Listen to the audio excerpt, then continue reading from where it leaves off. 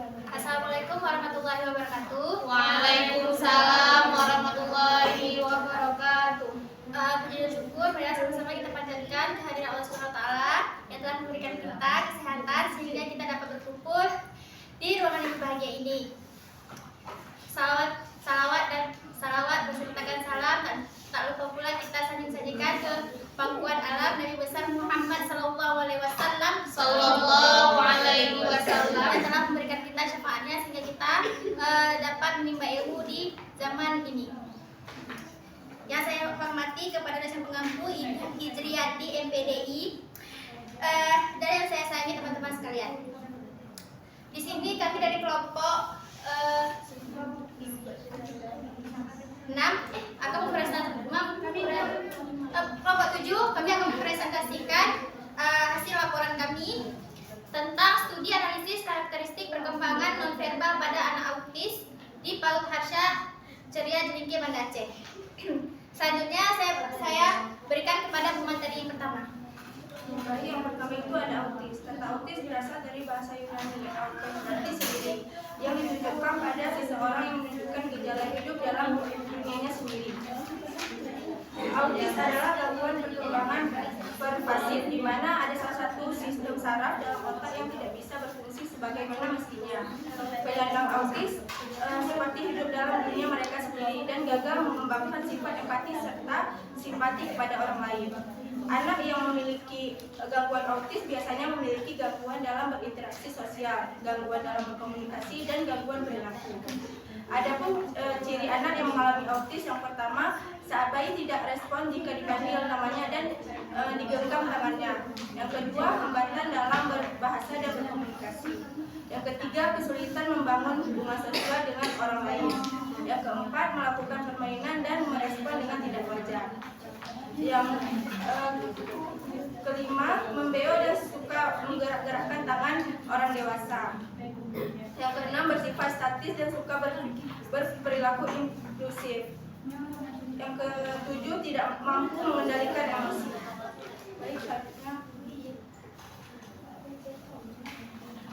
selanjutnya ada ciri-ciri lain autis dapat berupa tidak peduli dengan lingkungan sosial. Yang kedua, tidak bisa bereaksi normal dalam pergaulan sosialnya. Yang ketiga, perkembangan bicara dan bahasa tidak normal. Yang keempat, reaksi atau pengamatan terhadap lingkungan terbatas atau berulang-ulang. Yang kelima, tantrum. Yang keenam, menghindari kontak mata. Dan yang terakhir, gangguan dalam berkomunikasi.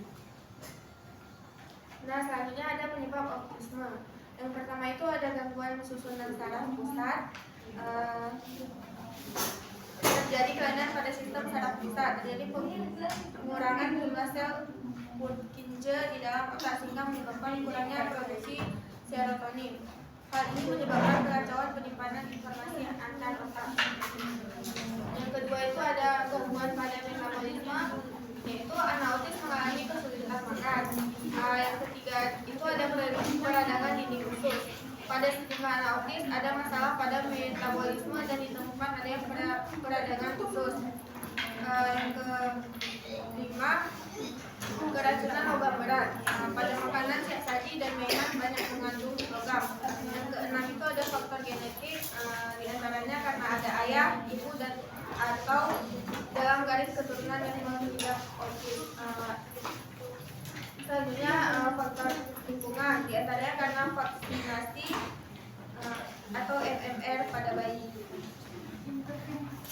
Berikut cara penanganan anak autis. Yang pertama itu ada childhood autism in deteksi charge ini dibuat dengan dan dikembangkan oleh Eric Schoenberg sekitar tahun 1970. Alat ini menggunakan pengamatan perilaku dalam pengukuran tingkat autisme pada anak-anak dengan menggunakan tingkat 1-15. Yang kedua itu ada CHAT atau The Checklist for Autism in Toddler. Deteksi dengan CHAT dikembangkan oleh Simon Baron Cohen di tahun 1990. Alat ini menggunakan bentuk observasi untuk memeriksa adanya gejala autisme pada bayi dan balita mulai usia 18 bulan. Yang ketiga itu ada The Autism Screening Questionnaire merupakan kuesioner yang berisikan tentang berbagai pertanyaan seputar evaluasi terhadap komunikasi verbal, nonverbal, dan hubungan sosial secara umum. Yang keempat itu ada The Screening Test for Autism in 2 Years Old.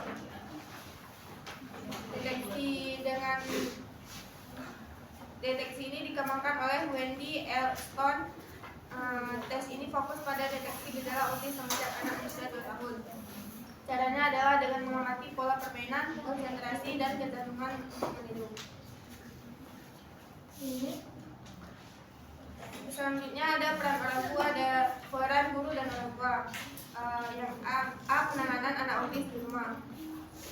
Beberapa hal yang perlu diperhatikan dalam terapi dalam penyandang autis di rumah. Yang pertama itu berikan instruksi secara konsisten, tegas, namun penuh kasih sayang. Arahkan agar semua anggota keluarga menguasai instruksi yang sama. Yang kedua itu buat percakapan yang sederhana dan dimengerti oleh anak, agar mereka tidak merasa tersisih dalam keluarga sendiri. Yang ketiga itu buatlah terapi dalam tahapan-tahapan tertentu yang dimulai dari tahap termudah sampai kemampuan menguasai aktivitas dengan terapi. Yang keempat itu berikan motivasi dan hadiah apabila anak bisa melakukan instruksi dengan tepat dan nyaman. Yang terakhir perlu adanya fleksibilitas agar anak tidak merasa seperti robot. Dikembangkan daya pikir mereka agar terarah dan dapat melakukan aktivitas dengan baik, tepat dan nyaman. Selanjutnya ada autisme nonverbal. Nah, autisme nonverbal adalah kondisi di mana anak autis tidak mengembangkan kemampuan bicara dan bahasa dengan cara kecepatan yang sama seperti anak-anak lain pada usia yang sama. Autis nonverbal ini di mana kondisi seseorang dengan spektrum autisme memiliki kesulitan dalam berkomunikasi secara verbal atau menggunakan kata-kata secara efektif. Selanjutnya akan dilanjutkan oleh pemateri ketiga. Baik, saya akan menjelaskan pada poin hasil observasi wawancara di PAUD Ceria. Nah, jadi kami melakukan observasi di TK Harsha Ceria, dan anak yang kami observasi berinisial A. Jadi kebetulan anak yang kami observasi ini dia mengidap autis ringan dan autis verbal, dan anak ini juga pengidap autis verbal, di mana dia ini diserang di bagian verbalnya, sedangkan untuk motoriknya, kognitifnya seperti biasa. Dia bisa misalnya guru memberi arahan untuk coba kerjakan ini, anak ini bisa, dia mampu untuk mengerjakan walaupun hanya kayak mau nggak mau gitu, dia harus didorong, harus mau gitu. Terus dia juga agak kurang di bagian sosialnya karena memang anak autis dia kurang kan di bagian sosial. Tetapi anak yang kami observasi ini sudah sedikit berkembang, di mana dia sudah mau duduk berdampingan dengan orang di sekitar walaupun tidak bisa untuk berinteraksi gitu. Dan anak yang kami observasi ini juga dia akan mudah cepat terganggu jika ada anak lain yang tantrum, yang nangis gede-gede suara, dia bisa bakal marah gitu. Nah, untuk terapinya guru-guru di situ nggak tahu nih anak ini terapi di mana, karena dia tidak melakukan terapi di rumah sekolah ini, dia melakukan terapinya di luar. Untuk terapi yang diambil juga belum nggak ada kejelasan, nggak ada kabar dari orang tuanya. Sekian hasil observasinya, akan dilanjut oleh materi keempat. Baik, kesimpulannya penting untuk diingat bahwa setiap anak memiliki tingkat keparahan yang berbeda-beda dan pengalaman yang unik. Anak mungkin memiliki kesulitan dalam berkomunikasi secara verbal, sosial, atau menunjukkan minat yang terbatas pada hal-hal tertentu. Namun ada juga anak-anak dengan autis yang memiliki kemampuan berbicara dan berinteraksi sosial yang baik. Jadi meskipun autis tidak terlihat dari fisik, kita perlu lebih memahami dan mendukung anak-anak dengan autis dalam perkembangan mereka. Jadi hasil observasi tadi menunjukkan bahwa anak berinisial A, salah satu murid di PAUD Harsha Ceria, memiliki kelainan autis ringan. Perkembangan pada setiap aspeknya meningkat setiap tahun, tetapi sedikit mengalami keterlambatan berbicara atau biasa disebut autisme nonverbal.